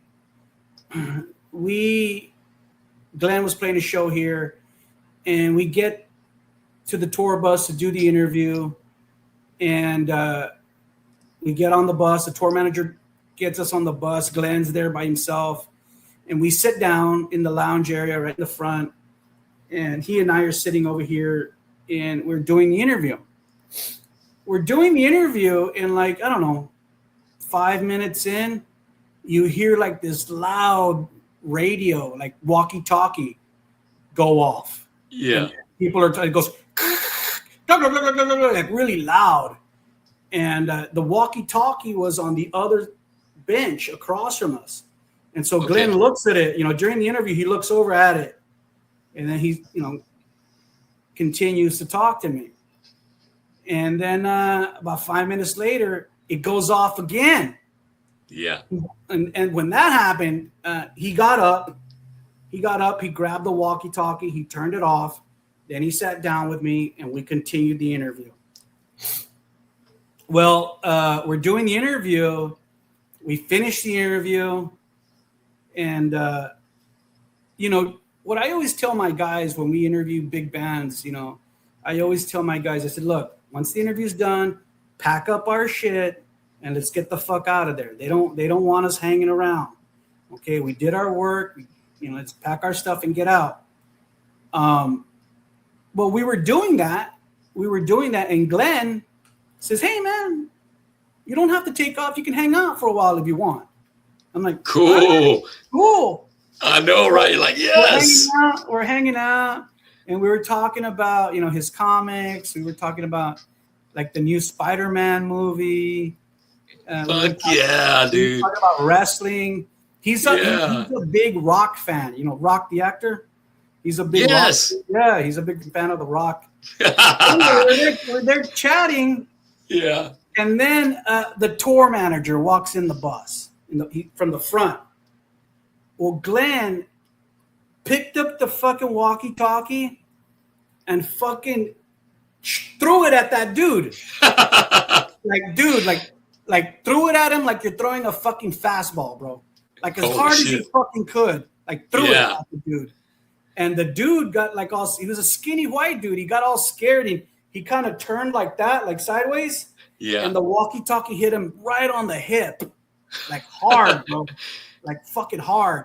Yeah. And Glenn told him, I thought I told you not to leave this fucking thing on the bus. And then the tour manager guy just picked up the walkie-talkie and walked out the bus. That's it. He got the memo this time. Fuck. Shit. I wouldn't want to work for Glenn, bro. Oh man, that's right. After that, I was like, okay, now it's time for us to get the fuck out of here. Yeah. But that is super cool, man. He's like, hey, you ain't gotta leave. Let's hang out. Let's talk about what we like, man. That's super cool. You guys got a lot in common. Yeah, cool dude. Yeah, cool dude. Very cool, brother. Well, let me ask you this. You know, over 30 years, have you come across one band that is still underrated that you feel should be like in the Hall of Fame? Look, let me tell you, bro. I fucking love this band. And I'm talking like old school, you know. I love this band. And they put out some great records, and they continue to put out great records. And to me, they are totally underrated. And that is Flotsam and Jetsam. Wow, I would agree, dude. Flotsam and Jetsam. I saw them here in Corpus probably within the last 4 years, and they sounded fucking amazing. I was upset because there was probably only about 30 people there to support it, and damn, they sounded so fucking good. And it just reminded me of the old days of when I first got into them, just hearing about Jason Newsted coming from that. And I had Doomsday for the Deceiver. I'd already got it because who were they on, Roadrunner? And back in the day, which one? Metal Blade. Right? Metal Blade. And, you know, anybody on Metal Blade, when we were growing up, you're going to try them out because nobody just gets on Metal Blade. They're going to have, it's going to be some good bands. And so, you know, they were that band, man. Wow. Yeah, even now, bro, like in their last, they're gonna have a new record come out in August that I haven't heard yet. I'm pretty sure I'm gonna get it soon from their publicist. Yes. But even the last 2 or 3 records from like recently from the 2020s are fucking great records, bro. They're good records. Yeah. And their singer Eric AK is an amazing vocalist. Oh, dude. And I haven't interviewed that band since I think I've interviewed Flotsam a couple of times. I interviewed their old guitar player, this guy named Ed Carlson. He's no longer with the band. And then I interviewed the singer Eric AK and this old bass player a long time ago. But for a long time now, I've been wanting to reconnect with the band and interview them, you know, in the modern day to support you know what they've been doing. Yeah, totally underrated, bro. I hope you can make that happen when they get some new material out here. That's gonna be great. Much love for Flotsam and Jetsam here in this community. Yes. Let me ask you, you know, when you're out there interviewing bands, and sometimes, or a lot of the times, you're just out checking out bands, whether they're the local bands or regional bands, just kind of hanging out. Mm-hmm. Do you ever get do you ever have a crazy moment from a crazy fan? Rob, is that you? Yeah. You know, has anything like that ever happened? Some crazy shit come up. Hey, let me buy. My drinks are on me all night. Or, dude, I want that shirt off your back because you got some badass Rob Metal shirts as well. I got to give a shout out to the merch. You've had some great designs. But have you had some crazy stuff happen out there by fans? Yeah. Oh yeah. And especially like back in the early days, like before social media. Yes. I used to, me and my guys would walk into a club, walk into a show, and I could hear all these people saying, look, there's Rob's here. It was kind of like a big thing. Yes. You know? Yeah. Hell yeah. A lot of people recognized me and us and appreciated what we were doing. But you know, that still happens now, you know, maybe not as much.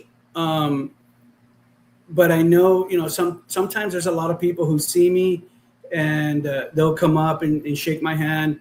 And a lot of times people don't come up at all. I can see them looking at me, but they won't come up and say hi or they won't say anything. Yeah. Sometimes I think that's just you know, they want to give you your space. They want to be respectful. They know who you are, but it's like, you know what? I don't want to fuck with him. He's actually out having a good time. He probably doesn't want me to bother him. You know, and that's kind of the way I look at things sometimes when I see like big shots that whether they're musicians or anybody that I kind of look up to. Like if I saw you, I'd be like, I don't know, man. But it would be one of those things where you got to make it happen. And I would have to make it happen. If I saw you, I'd be like, oh, I got to say hi to Rob. He may know who I am. He may not, but I just got to show him some love because I love what he's been able to do over the years. And just, everything you've done for the community, man. When it comes to metal, it's never got the kind of love that pop has or mainstream rock has. So guys that we interview in death metal bands and hardcore bands, up and coming metal bands, if it wasn't for your show, they wouldn't have a platform to put out the word or to put out their new releases, their new videos, and thanks to JB doing some great work and really encouraging you to move up and or not move up, but make some changes going digitally to really take on more people and to get the word out there to worldwide. Thank goodness that you just got a great a team around you.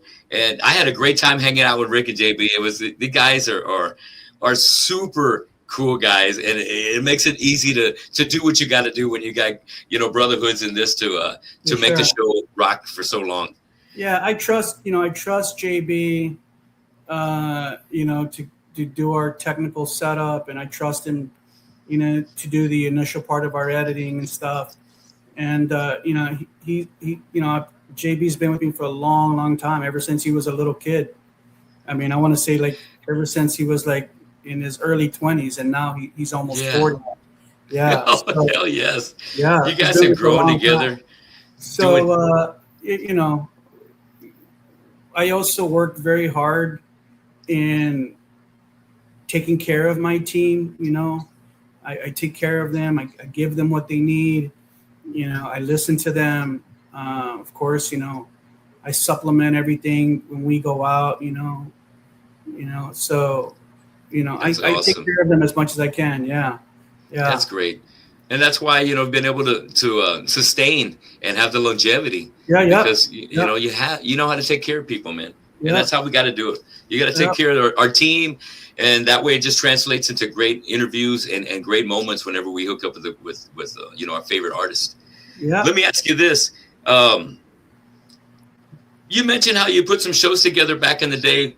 If you're able to put together another show, and let's say shows can have, nowadays you can have 2 dates and stuff like that, but I want to know about 5 bands that you would really want to have as a part of a 30-year anniversary show.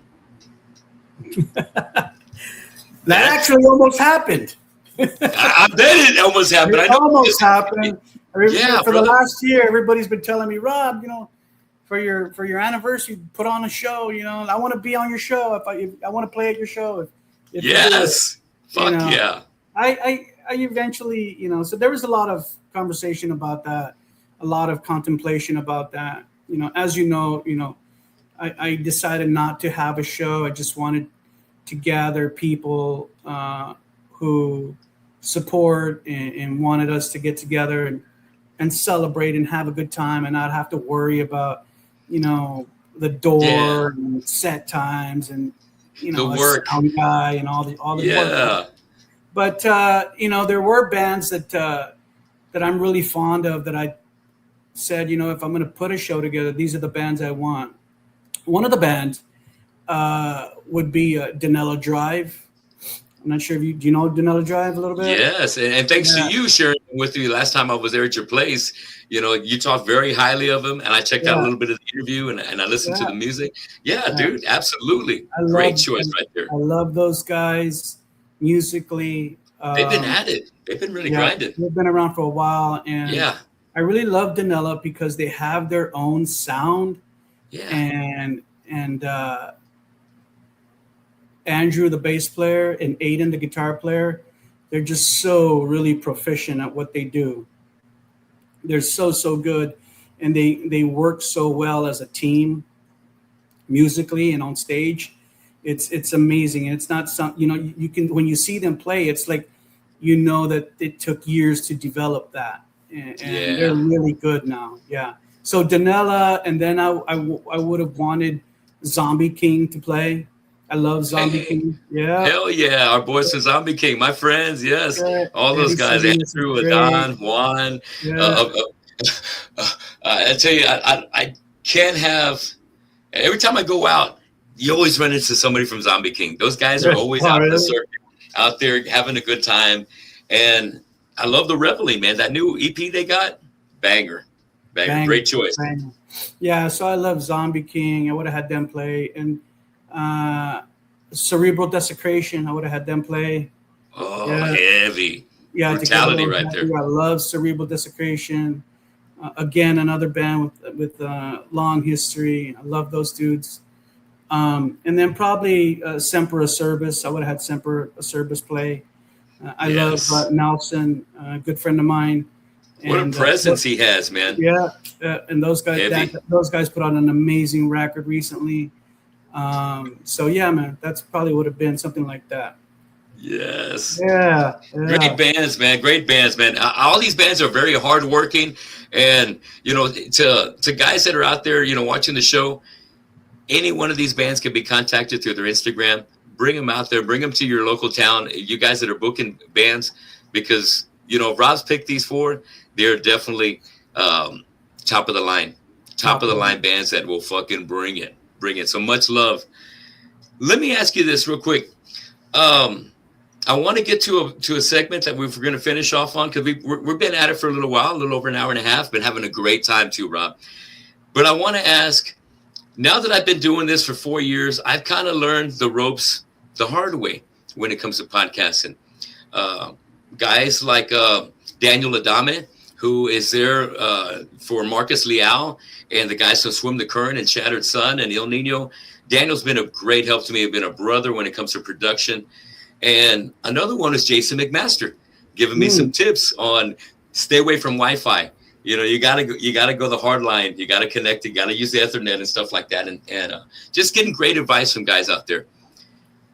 But there's other people that have been doing what we're doing now, and I think we've kind of inspired other people to kind of go out there and have fun with this. And I'm glad that they are, because there's so many great, talented bands that are out there that just need a spot and a platform to get this stuff out there. for sure. So, Rob, with your 30 years, if there was some advice you could give somebody like myself, or somebody that just starting to get into podcasting, or putting together a program like you have that you've built up, what would you tell them? What kind of advice would you give them, as far as like maybe either getting the show off the road, or interacting with their interviewees? Well, the most important thing for any program is integrity, right? You have to have integrity. And Yes, sir. so that will stem from the content that you're putting on your show.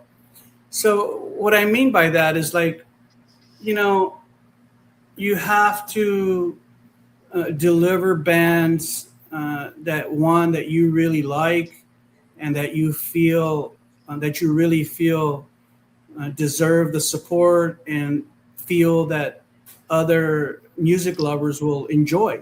Yeah. And that doesn't necessarily mean that they're the most popular band in the scene. Doesn't necessarily mean that they have a record deal or anything like that, but they could still be killer. So, for example, like when we were talking earlier, the guy that I'm going to interview tomorrow, Temple of Ahriman from Austin, nobody really knows about this band, because they're going to drop their first record next month. And so I've heard the record, and it's amazing. It's an amazing record for black metal, and I love it, and I jam it a lot, and I know that other people are going to love it too. So, I'm going to go ahead and give this guy spot on my show, and to benefit from the show, just because I'm a fan of what they're doing. There's another band I'm going to interview in July called Hasserot from Houston. Those guys are going to have a new record come out in July. Nobody really knows about them. They don't have a whole bunch of likes on their page, but they have a great record. I've heard it. They've already sent me the record. I've heard it. It's great. So again, I think that, if you have a lot of integrity and people believe that integrity, then that goes a long, long way in building trust with your audience. People trust you and say, Tony likes that band. I might like them too. If Tony's touting this band, then yeah. I've had bands contact me and say, Rob, I'll drop you $300 if you interview my band. And I have to say, no, bro, that's not the way that it works. It's not the way that it works. And they're like, well, how do I get an interview on your show? I said, it all starts with the music, bro. Send me your record. Send me your latest record. And I always tell bands this too. When they say, oh, okay, man, I'm going to send you my shit. And I always tell these bands, I said, look, and this is just me. I said, don't send me a link to listen to your music online. Don't send me your Spotify. Don't send me, something where I can go listen to it. I said, I want you to send me a download of your record. Yes. Send me a Dropbox so I can download the music into my machine and listen to it. And there's still some pendejos who send me links. I get it, man. I know. I'm like, dude, if you can't follow simple fucking instructions, then you don't deserve to be on Rob's, bro. I hear you, bro. Exactly right. We're not talking about jumping through hoops. It's just simple instructions, right? That's it. And it's about the music. It all starts with the music. You want to get on the show? Fucking write some fucking great music that you would be proud of and that you would be proud to share with me. And then let's talk. You know what I mean? I love it, man. And that's great. Integrity is something that's built up, and you got to earn it, and you've got to have a strategy into getting that. Like you mentioned, getting the right kind of bands, but you can do that if you just believe in the band. You liking the band enough, and the interaction you start having when you start interviewing them, it creates something special. And that kind of promotion for young bands as well as established bands is something that you get a real joy out of, to be able to be a part of it.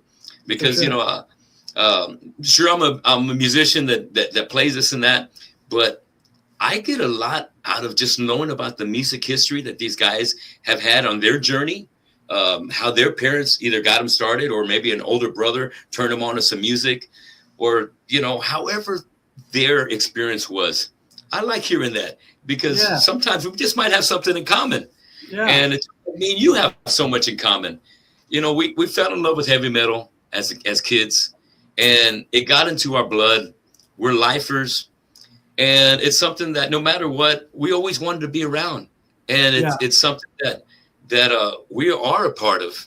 This is a part of our lives. This is a part of our world, and people around us, especially, not really so much me, but someone like yourself that has had a humongous impact on especially the metal community, but especially Texas music in general and heavy music as a whole. You've really been out there and been a great ambassador for heavy music. And there's not many people out there that have put it on the line, that have put the effort and the hard work and the sweat into doing it for bands like Annihilator, like you had us into your place, and like Wicked Angel, like Rebel Angels, like Cerebral Desecration. And I can tell you from those guys, in my point of view, we appreciate you, brother. We appreciate you so much. And we appreciate the camaraderie that you bring whenever you have us as guests in your place. And that is something that's priceless, and that I'll never forget, and that I will always cherish, brother. Yeah, they're moments, man. I'm anxious for. If you look at one of if you look at my page on the banner, when I said it says 30 years, it says 30 years of metal moments, heavy music, and fortitude. And really, that's what it all is, man, because, the way that I approach it is that every time we do an interview, we're capturing a moment in time. and my crew and I have done some amazing things, with musicians and during our interview work. And oftentimes I always tell Rick and JB, I said, it'll never ever happen like that again. It'll never, if we interview them, the same guy, 2 more times, 3 more times, it'll never happen the way that it just happened. So we are capturing metal moments. And of course, we're there because we love the music, right?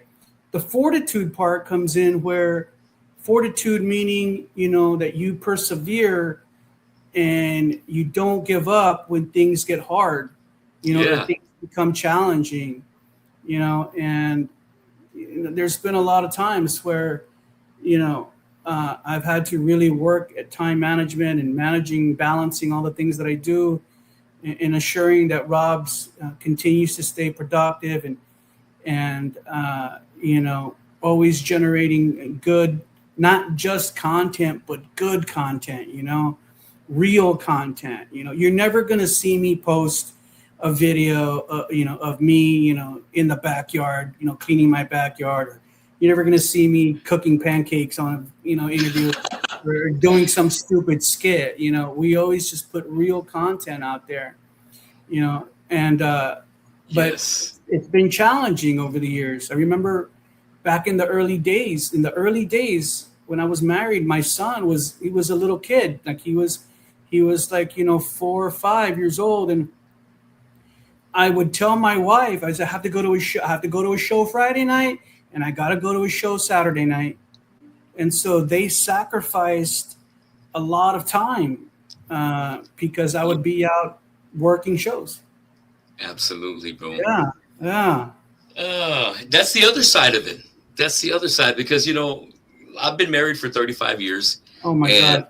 When you have 6 bands and have, bands that are original, like I had Integrity and Killamora, we want to play every gig we can. And if it means playing, Saturday and Sunday and just about every weekend, you do it. But the sacrifice is those that you love have to be without you, because they're not into these 10 to 2 o'clock in the morning gigs that are going to be happening, at our favorite venues and stuff. And God bless their hearts and their souls for sticking with us and knowing that this is something that means so much to us, that it's unfortunate that it happens at that time of the evening, but they love us, they support us, they want us to continue to be happy and keep following what makes us happy. For sure. So, that's the other side of it, that sacrifice that your loved ones don't get to spend that time, and it's like you say, I spent a lot of time away from my family as I was going through my career and putting my kids through college and working 3 jobs, and then still making the times that I wasn't working, I was still practicing. And I might have one night, a Sunday night, where I'm actually home. And that wasn't fair to them. And in hindsight, I really I really hate that part about myself, that I was so selfish. But I don't want to be that person anymore. And I really cherish the time that I do have with my family. I want to make it more valuable and more worthwhile. So, Rob, I can't tell you how much of a good time I've had. And I want to finish with Draw the Line. But before I do, because of what we do and because of what I've done in the past, I've been able to talk to some guys that have been really excited to talk to. And it's kind of like a bucket list. But I want to hear your 3 guys that you have just had a great time talking with, and have you been your favorite interviews over the past 30 years? That's a good question, but it's a really tough question because different artists and musicians bring different vibes into the studio or when we're out and about. I had a really good time. The guy, there's a band called Kingdom Collapse. You ever heard of those dudes? No, I haven't. I want to feel like I might have come across the name. Yeah, they're like a hard rock band, a really good hard rock band, and they're doing a lot of good things. Those dudes tour all over the country on big tours. Look them up. You'll dig them.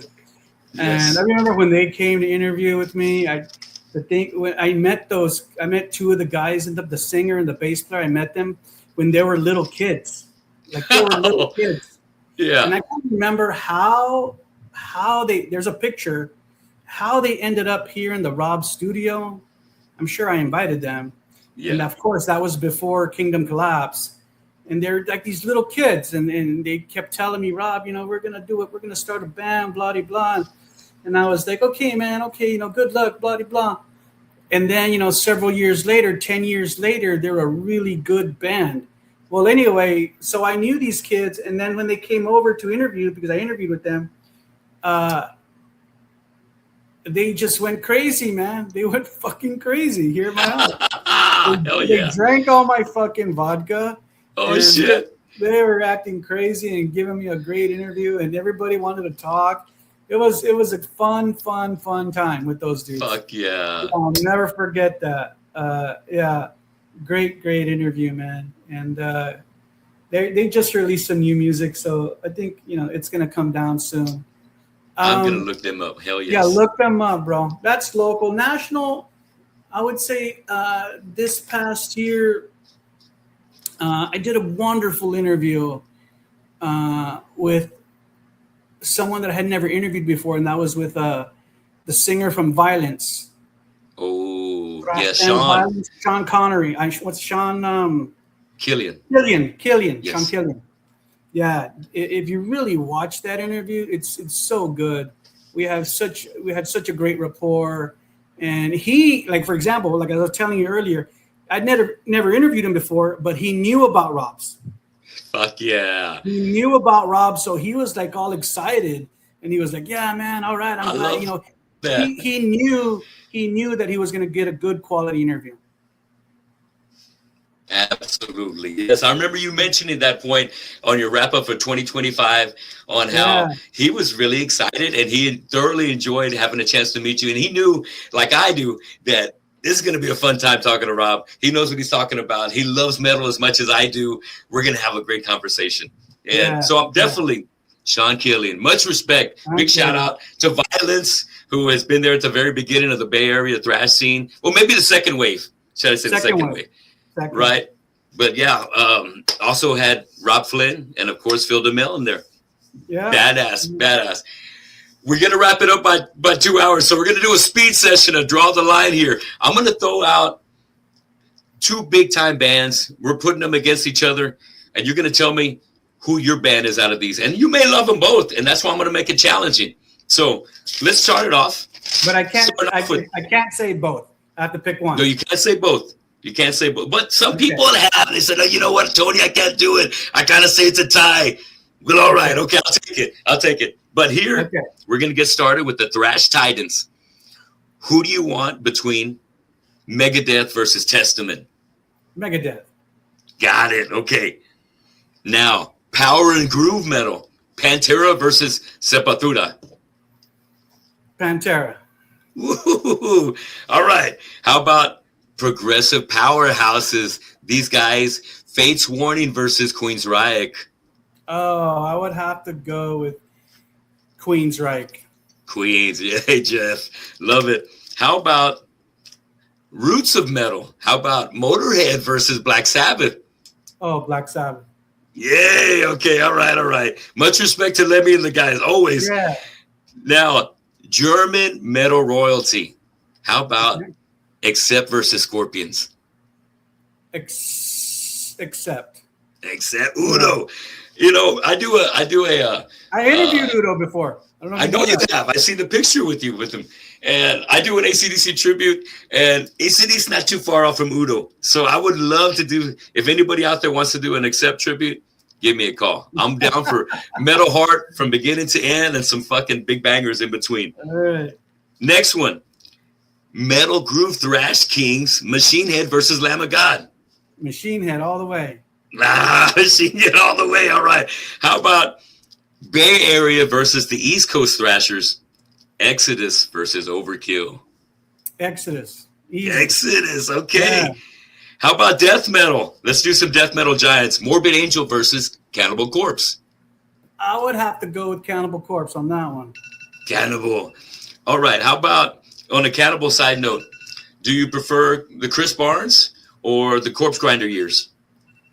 I would have to say the Corpse Grinder years because it's just a longer period of time and there's more records. Got you. I got time for 2 more. We got to be real quick. Okay. Iron Maiden versus Judas Priest and the pioneers of heavy metal. Judas Priest. Judas Priest. And last but not least, Masters of Metal. Metallica versus Slayer. Metallica, baby. Metallica all day. We love Metallica. If all this probably wouldn't be possible, Metallica didn't make things happen back in the day. Rob, thank you for being my guest tonight. Everybody, make sure you're checking out and subscribing to Rob's MetalWorks on his YouTube channel. We will see you again on the Tony Gomez Show. Rob, thanks again. Hang loose. I'll talk to you soon. See you at the next show.